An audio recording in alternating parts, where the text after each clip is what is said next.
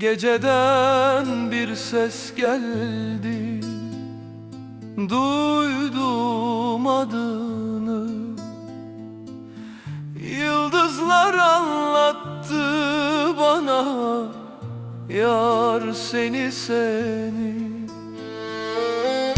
Bir hülya mıdır yoksa sen misin yine?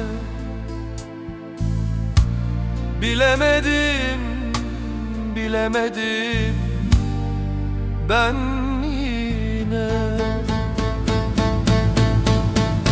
Yar gitti, sen hala beklersin. Bir umut gibi soldu baharım, gelmedin ha. Sen gelmedin. Bir rüzgar eser, seni getirir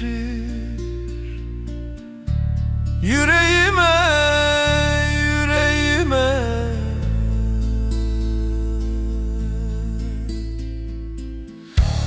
Bir ışık var uzaklarda, dağlarda. Bilemedim, sen misin, sen misin?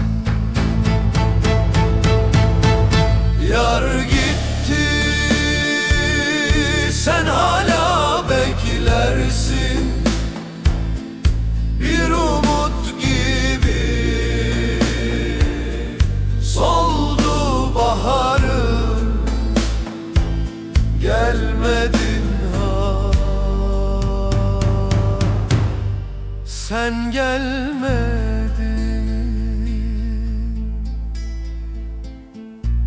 Ömürden geçti yine bir gün, İçim yanar yanar kanar. Bir dua gibi, bir yara gibi, adın kalmış yüreğimde.